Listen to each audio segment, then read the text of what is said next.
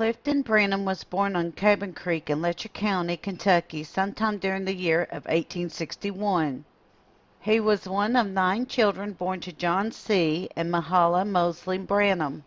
John moved his family quite a bit between Wise and Dickerson counties in Virginia and Letcher and Pike counties in Kentucky.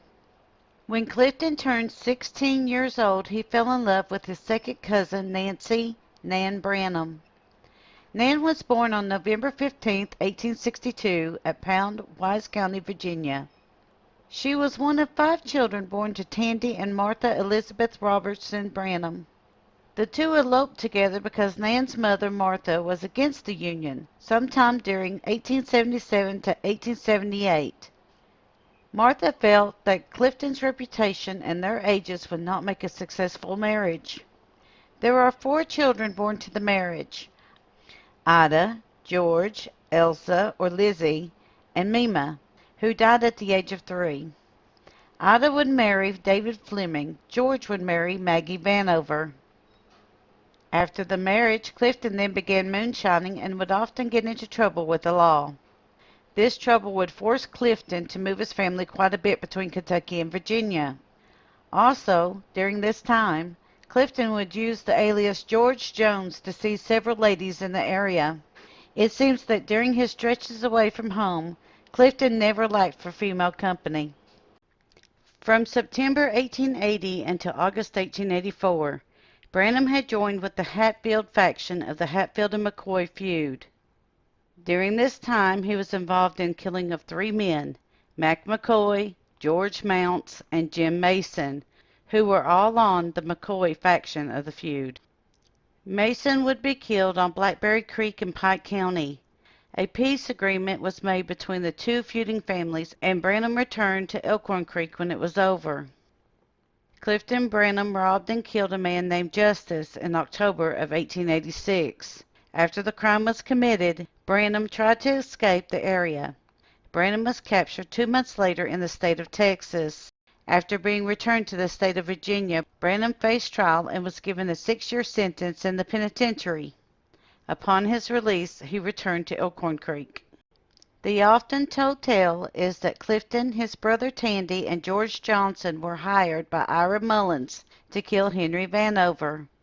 On page 8 of the Kentucky newspaper, the Hazel Green Herald, dated Friday, August the 12th, 1887, is 2 sentences. They simply tell us that Clifton Branham and his brother Tan are in jail charged with the killing of Vanover. They have made a confession implicating several others. Clifton received a life sentence for the crime.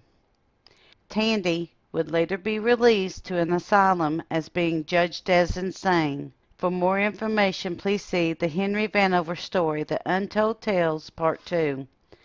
Sometime in 1889, Clifton would also be released under a plea of insanity and would spend 12 years in prison for the murder of Henry Vanover. According to the Clifton Branham Find a Grave site, Branham was found guilty of the murder of Vanover and would be sentenced to life in prison at the Kentucky State Penitentiary at Frankfort. The site claims that while serving his time, Branham got converted to Christianity and began preaching to others incarcerated with him. After serving 14 years of his life sentence, Branham was released on parole. That is because Kentucky enacted a new law that stated that any prisoner who served 10 years or more could be paroled. During the rest of his life, Clifton would deny that he had killed Henry Vanover. However, he would confess to receiving money for the shooting. If Ira Mullins did pay for the murder of Henry, there is no evidence that we could find other than the assertions of others claiming that he did so at the time of this article. Upon his release from a life sentence for his part in the killing of Henry Vanover, Branham spent the first 6 months out of jail going back to his moonshine and wild women. It is reported that in June 1902, Clifton Branham moved to Wise County, Virginia, where he married Miss Sarah Bond, who was a widow. At this time, no records could be found concerning this marriage. However, as more information becomes available, we will update our website. For a few months, Clifton and Sarah lived happily together on Camp Creek, Virginia. In December of that year, Sarah came down with what is known as sore eyes and almost became blind. It is not clear what the diagnosis would be by today's standards. An altercation between Clifton and his second wife occurred when she was beaten almost to death and shot with his Colt's revolver. It is unclear from the newspaper articles if Sarah survived her injuries or not. It is also unclear on the whereabouts of Clifton for the next 10 days. On December 22, 1902, a family squabble happened between Clifton, Nancy, and/or Ida and her husband David Crockett Fleming. It is not clear if it was David or Ida who was present at the squabble. During the disagreement, Nancy was beaten almost to death, and Clifton took out his gun and shot and killed her and left her body laying in the middle of the road. Nancy Branham was 40 years old at the time of her death. Clifton Branham would flee to Floyd County, Kentucky for the next 6 months. While in Floyd County, Clifton would once again find love with a second cousin named Haley McCarey. There is not a lot of public information available about John or Haley, but this is the story about them that is summarized from the Clifton Find a Grave website. The story goes that Clifton fell in love with Haley and asked for her hand in marriage from her father. John McCarey was his first cousin to Clifton Branham. John would agree to the union, but with a condition. Clifton would have to kill a man for John. The name of the man was Hense on Beaver Creek, Floyd County, Kentucky.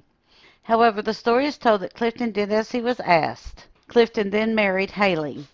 It is also reported that for 3 days after the death of Moore, that Branham would go to the grave of Moore and fire volley after volley of gunshots into his grave. The sheriff of Floyd County was summoned of this act. After getting married for the 3rd time to Haley, Clifton decided that he would move to the state of Michigan in order to begin a new life. His new bride was with him aboard the train when Clifton Branham was recognized. After gathering 50 men, the sheriff met Branham at the White House train station in Johnson County as he was departing for Michigan. A posse apprehended him, and John Wesley Hillman and Emmett Swindell brought him back to the Wise County Courthouse to face trial. On January 28, 1903, the case of the Commonwealth of Virginia versus Clifton Branham, indictment for murder, began. The case was continued until May 27, 1903, at which time the public defender, John A. Hughes, was assigned to defend Branham. The jury returned a guilty verdict after listening to all the evidence of the case. On September 25, 1903, Branham faced the gallows. He was given time to address the 4,000 people in attendance of his execution. He confessed to the crowd what happened during the time his wife was slain. According to the Courier-Journal, then Branham asked the crowd 2 questions. The first question was, if anyone in the crowd felt that he was not justified, he would look for the one to hold his hand up. Not a single hand went up in the air. The second question that Branham asked was, all who felt that they would have done as he did, to hold up their hands. Immediately, an estimated 500 hands went up into the air. He is buried at Short Earl in Osborne Gap, Clintwood, Dickerson County, Virginia. Thank you for continuing to support Kentucky Tennessee Living as we bring to you the history of the Appalachian Mountains. Please like, subscribe, and share below. Also hit the bell for notifications of future videos. And once again, be sure to leave us a "Hey y'all" in the comments section below.